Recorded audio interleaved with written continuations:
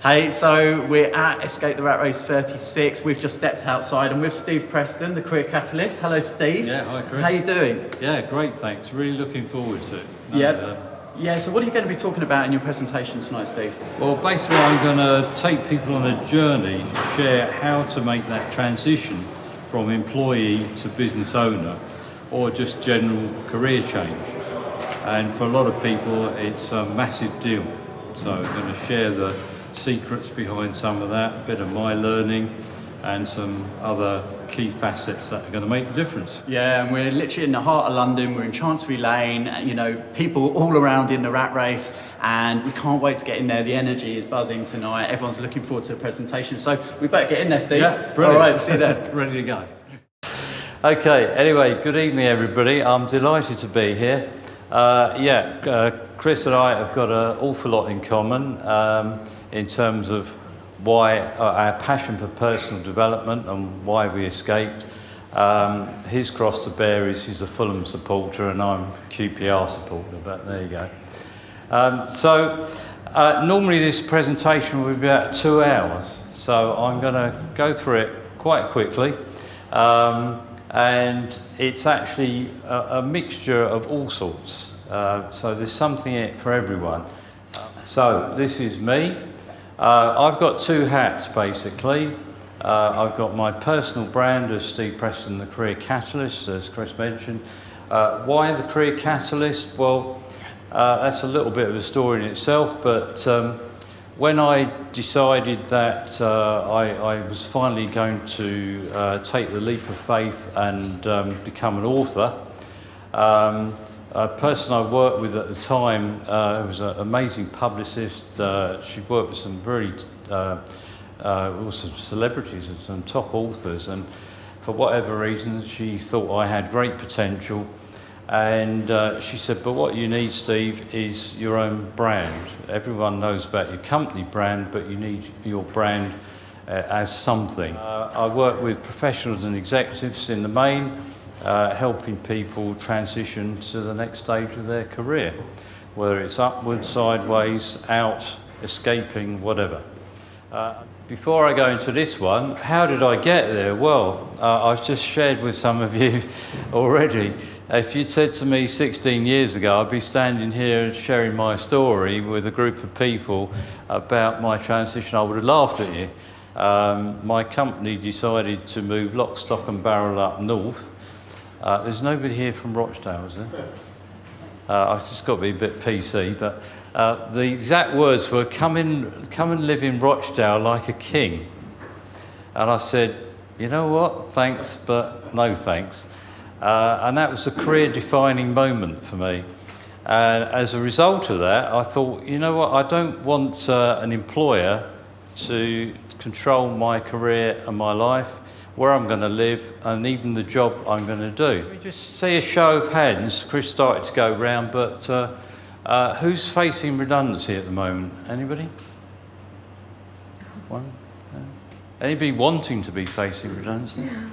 Yeah.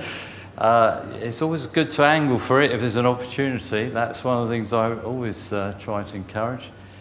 This is scary. This is research conducted by the Charter Management Institute, 2016. And for a big quality working life survey. And the reality of this is, it's not on there, but essentially a typical manager in a company nowadays in the UK will work an average of 29 days extra unpaid. After I've been doing this sort of stuff for about 6 or 7 years, I got to thinking, well, why is it that some people seem to make seamless transitions, regardless of whether it's a result of redundancy, whether they're moving up the ladder, whether they're transitioning of their own choice or whatever. And yet the majority of people struggle. You know, I admitted to being lost in the career maze myself. So I started to do a lot of research, and I started to do a lot of soul searching as well. And I was trying to analyse a whole range of different clients and my journey, and see if there was some sort of simplistic way of illustrating a model that would show how to make a transition. So, what is holding you back? And again, this is another great Tony Robbins one. He talks about fear being false evidence appearing real, as opposed to feeling excited and ready. And if you really want to make this change, that's how you should be feeling, shouldn't you? The problem is, most people spend too much time on the false evidence appearing real, on why they can't do stuff as opposed to why they can do it. Her real dream was unbelievably to be a paramedic, which she eventually achieved.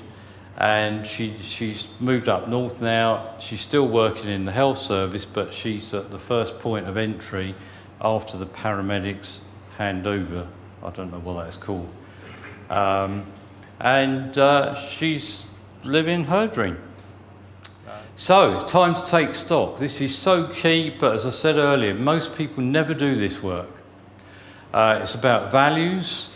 It's about what your values and needs are. And what are values? These are the things you hold dear, the things that are important to you in your career and life, and understanding why. It's about a survival budget and a success vision. What does success mean?